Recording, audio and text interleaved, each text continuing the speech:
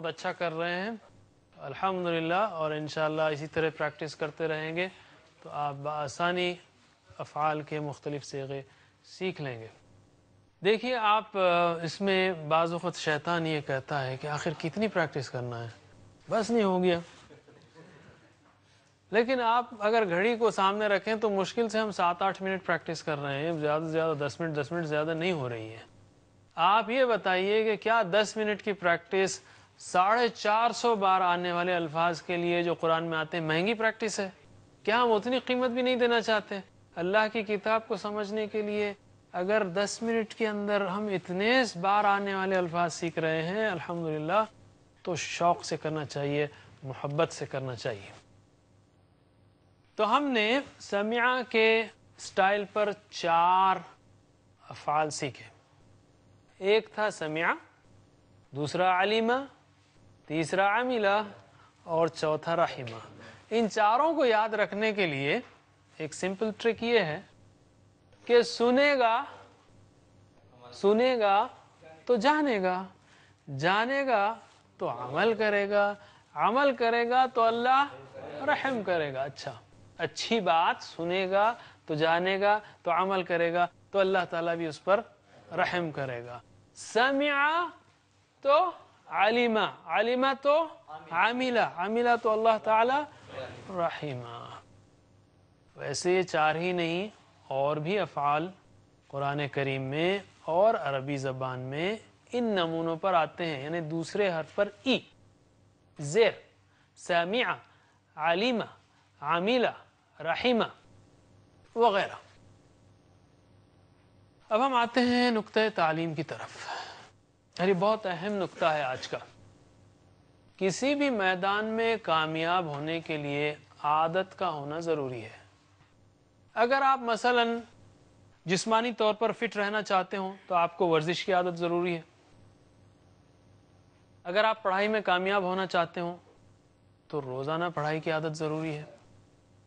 اسی طرح اگر آپ پڑھائی میں کامیاب ہونا چاہتے ہوں تو روزانہ پڑھائی کی عادت ہونا ضروری ہے۔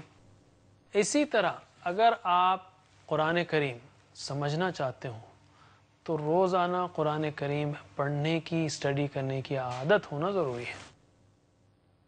عادت ڈالیے قرآن کے لیے روزانہ کچھ وقت دینے کی۔ عادت کیا ہے؟ عادت 3 چیزوں سے مل کر بنتی ہے۔ کسی بھی چیز کی عادت 3 چیزوں سے مل کر بنتی ہے۔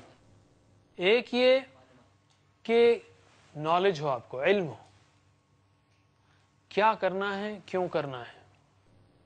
دوسرے اسکل ہو، ہنر ہو، کیسے کرنا ہے۔ اور تیسرے شوق ہو، ڈیزائر ہو، ایٹیٹیوڈ ہو، چاہت ہو، تڑپ ہو۔ یہ 3 جب ہوں تو عادت بنتی ہے۔ آپ کو معلوم ہو گیا کہ کیا کرنا ہے، قرآن پڑھنا ہے، کیوں پڑھنا ہے، ہدایت اس میں ہے، یعنی سمجھنا ہے، سمجھنے کی طرف بات ہو رہی ہے۔ سمجھنا عمل کرنا سب ہے، لیکن سمجھیں گے نہیں تو باقی اس سے کیسے کریں گے۔ دوسرا ہے کیسے کا بھی پروسیجر معلوم ہو گیا اب آپ کو، بہت آسان ہے۔ نماز ہی سمجھ کر پڑھیں گے تو 100 الفاظ ویسے ہی سیکھ لیں گے جو قرآن میں ہزاروں بار آئے ہیں، 50% آف قرآنک ورڈز۔ اب مسئلہ رہتا ہے ڈیزائر کا، خواہش کا، تڑپ کا، چاہت کا، ذوق کا۔ کیا میں وقت اور محنت دے سکتا ہوں قرآن سیکھنے کے لیے، محنت کر سکتا ہوں قرآن سیکھنے کے لیے؟ اگر آپ قرآن سیکھنا چھوڑ دیتے ہیں تو اپنے رجحان اور خواہش پر توجہ دیں۔ بہت زیادہ ادھر ادھر پریشان ہونے کی ضرورت نہیں۔ الحمدللہ کتابیں موجود ہیں، استاد موجود ہیں، کئی قسم کے کورسز موجود ہیں۔ اصل چیز خواہش ہے، اس پر کس طرح توجہ دیں؟ ہم کہیں گے کہ مختلف طریقے سے اپنے آپ کو آمادہ کریں، اہمیت کو سوچیں۔ جیسے اہدنا الصراط المستقیم جب آپ کہیں تو سوچیں کہ میں کیا مانگ رہا ہوں، اللہ تعالیٰ سے ہدایت مانگ رہا ہوں تو پھر مجھے قرآن کھولنی چاہیے۔ اللہم صلی علی محمد پڑھیں تو یاد کریں کہ اللہ کے رسول صلی اللہ علیہ وسلم کا رول معلم کتاب تھا، مجھے ٹیچر بننا چاہیے۔ یہ تو ہر نماز میں آپ کا ریمائنڈر ہے۔ ہر نماز میں جب بھی امام سے قرات سنیں تو بولیں آپ کہ اللہ تعالیٰ کے رسول صلی اللہ علیہ وسلم کو بھیجے گئے تھے آیات سنانے کے لیے، آج بھی آیات سنائی جا رہی ہیں، میں کیوں نہیں سمجھ رہا ہوں اس کو؟ یہ ریمائنڈر ہے، لائیو ریمائنڈر، ہر نماز میں ریمائنڈر ہے۔ اس کے علاوہ اور دو دعائیں بھی ہیں جیسے ہم نے آپ کو بتائیں، ربی زدنی علما، ربی زدنی علما، ربی زدنی علما. یہ دعا جو ہے ایک طرف شوق بھی بڑھائے گی، دوسری طرف انشاءاللہ اللہ کی مدد بھی دے گی. دوسروں کے لیے بھی دعا کریں آپ تاکہ وہ بھی ساتھ ہوں اور ٹیم بھی بنے.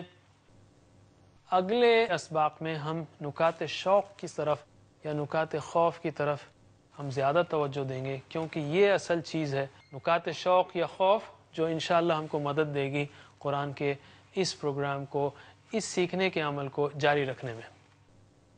اسی پر ہم آج کا سبق ختم کرتے ہیں. اللہ تعالیٰ سے دعا ہے کہ وہ ہمیں قرآن کریم پڑھنے، سمجھنے، عمل کرنے اور پھیلانے کی توفیق دے.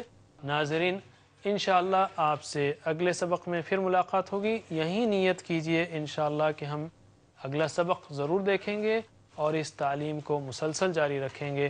سبحان اللہ و بحمدہ، سبحانک اللہم و بحمدک، نشہد ان لا الہ الا انت، نستغفرک و نتوب الیک. والسلام علیکم ورحمۃ اللہ وبرکاتہ.